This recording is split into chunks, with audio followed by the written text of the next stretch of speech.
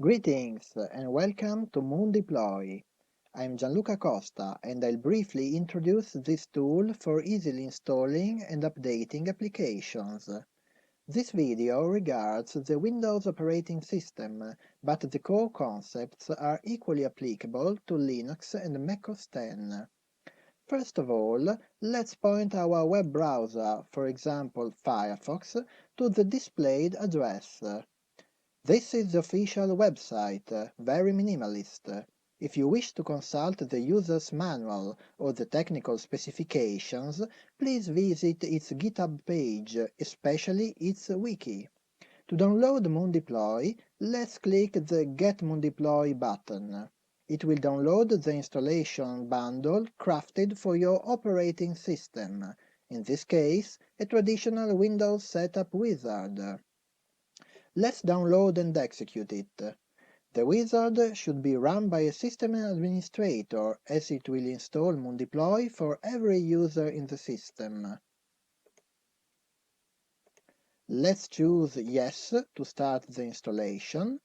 Apart from this detail, the setup procedure is straightforward and can be completed by always clicking Next. Let's wait for the files to be copied, and let's click Finish. Voila! Our system is now ready to run new applications using MoonDeploy. But how can we actually install applications? As a starting point, we need to open files having .moondeploy extension that are called app descriptors. Usually you'll find them on web pages, but they can also be shared via email, social networks, instant messaging, because they are small text files.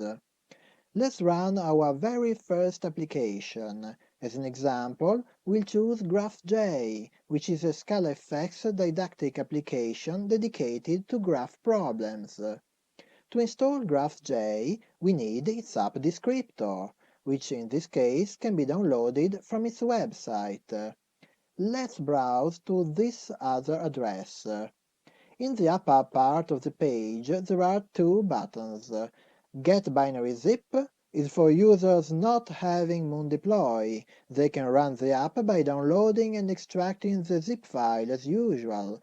The problem is that they will have to manually organize their downloaded applications and keep them up to date, tasks which would be automatically performed by MoonDeploy. Run with MoonDeploy is just what we need. Let's click on it to download the app descriptor for GraphJ. Firefox shows this dialog box. Let's choose Open with MoonDeploy application, and MoonDeploy will start executing the app. When you run any app for the first time, MoonDeploy will show you a few details about it: its title, its publisher, and, most important, the website which will provide the application files. It is up to you to check that you trust such address. Equally important, the address should employ HTTPS for enhanced security. Otherwise, MoonDeploy will issue a warning.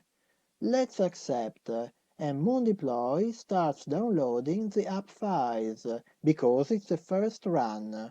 The next executions will employ the downloaded packages, unless a new version of the specific app is available.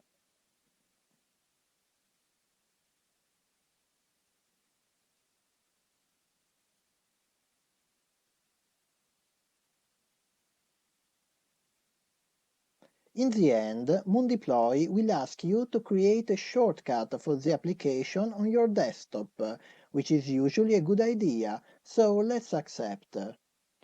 Finally, our program runs.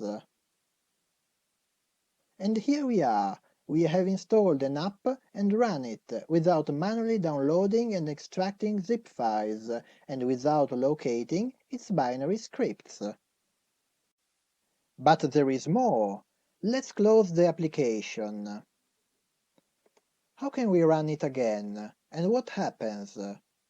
To start GraphJ again, we can double-click its desktop shortcut. Otherwise, we'd need to double-click its local descriptor on your PC or use an app manager, which we'll mention in a while. When we start an installed app via MoonDeploy, it will usually check for updates, connecting to its own website. If a new version is available, MoonDeploy will install and run it. Otherwise, the current version is started. This is one more advantage of MoonDeploy over manual downloading of zip files. There's little else to say about installing and running applications, so let's end the video with an interesting app that completes MoonDeploy. It's called MoonBloom, and it enables you to intuitively run, inspect and uninstall all the applications which you have installed via MoonDeploy. Let's point our browser to this final address, and let's click on the Run with MoonDeploy button. We'll see the very same setup process as for GraphJ.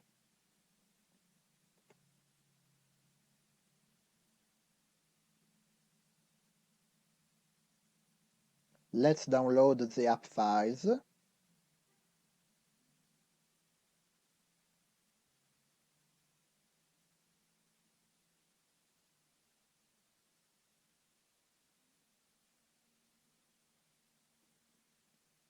Now that MoonBloom is installed, let's start it. And here we are. All the applications installed via MoonDeploy, in this example GraphJ and MoonBloom itself, are listed in the window. If we want to run GraphJ, we just select it and click Run App, and MoonDeploy will start it. This concludes our brief introduction on MoonDeploy.